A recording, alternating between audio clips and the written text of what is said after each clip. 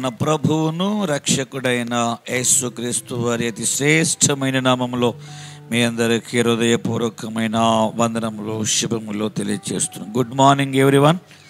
ఈరోజు కొరకు ప్రభువారు మనకిస్తున్న అతి శ్రేష్టమైన మంచి వాగ్దానమును ఇర్మియా గ్రంథము 32వ అధ్యాయము 41వ వచనం నుండి చూద్దాం. వారికి మేలు చేయుటకు వారి యందు ఆనందించుచున్నాను. నా పూర్ణ హృదయముతోను నా పూర్ణాత్మతోను ఈ దేశంలో నిశ్చయముగా వారిని నాటెదను. ఇటు శ్రేష్టమైన మంచి వాగ్దానమును దేవుడు మనందరి కొరకు బహుగా ఆశీర్వదించునుగాక. ఈ వాగ్దానాన్ని చదువుతున్నప్పుడే మరి మన యొక్క హృదయము ఎంతో ఉప్పొంగాలి. నా శరీరం ఎటువంటి ఎంటికలైతే ఎంతో అంటారు లెక్కపరుచినంతగా ఈ వాగ్దానాన్ని మనము అర్థం చేసుకోగలం. దేవుడు తన ప్రజలైన ఇశ్రాయేలీల యందు, యోధావారి యందు, తన ప్రజలైన మన యందు ఆయన ఎంత ప్రేమ గలవాడుగా ఉన్నారో ఇందుని బట్టి మనము అర్థం చేసుకోగలం.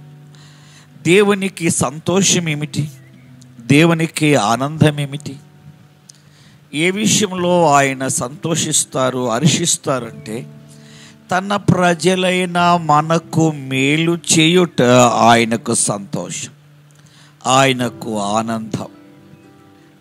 ఎంత ప్రేమ ఎవరికి ఉంటుంది ఈ లోకంలో? ఈ భూమి మీద బిడ్డలు ఆశీర్వదించబడ్డము చూసి సంతోషించేవారు ఎవరైనా ఉన్నారంటే తల్లిదండ్రులు. అలాంటి మనసు దేవునిది. తన ప్రజలైన మనము వర్ధిల్లటం, విస్తరించటం, అభివృద్ధి పొందటం, ఫలించటం చూసి ఆనందించే ఏకైక వ్యక్తి ఎవరైనా ఉన్నారంటే అది మన ప్రభువారు. ఆయనకి సంతోషం ఏమిటంటే మనకు మేలు చేస్తూ ఉంటాం. మన మంచివారమనా కాదు. ఇదే 32వ అధ్యాయంలో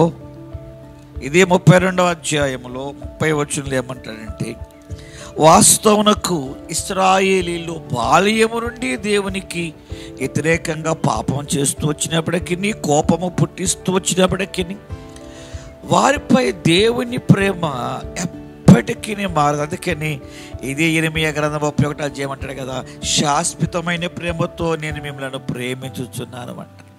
మనం మంచివారం కానప్పటికీ ఆయన మనకు మేలు చేస్తూ సంతోషించేటువంటి దేవుడు ఈయన తప్ప, మన దేవుడైనటువంటి యెహోవా తప్ప, మన దేవుడైనటువంటి యేసయ్య తప్ప, మన దేవుడైనటువంటి పరిశుద్ధాత్మ దేవుడు తప్ప ఇంకెవరున్నారు ఈ లోకంలో? మనకు మేలు కలగటం ఆయనకి సంతోషం, మనం దీవించబడ్డం ఆయనకి సంతోషం. అవును ప్రియులారా, ఈ వాక్యం వింటున్నటువంటి ప్రభునందు ప్రియమైనటువంటి వారులారా, నీకు మేలు చేస్తూనే ఉంటారు. అయితే నువ్వు ఆయన మాట విని, ఆయనకు లోబడి, ఆయన మార్గం నడుచొచ్చు, ఆయన ఇష్టాన్ని అనగా ఆయన చిత్తాన్ని జరిగించినట్లయితే ఇంకా ఎక్కువగా నువ్వు దీవించబడతావు. ఇంకా బహుగా నీవు ఆశీర్వదించబడ్డావు. నువ్వు బహుగా ఆశీర్వదించబడ్డమే, మనం బహుగా దీవించబడ్డమే దేవునికి ఇష్టం. ఇలాగూ బహుగా దేవుడు మనలను ఆశీర్వదించునుగాక. ప్రమాణముఖమైన యేసయ్య, ఇది శ్రేష్టమైన మంచి వాగ్దానం.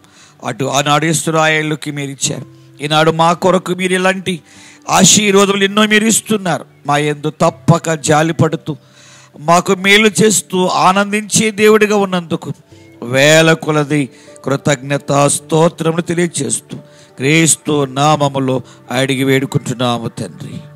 ఆమేన్.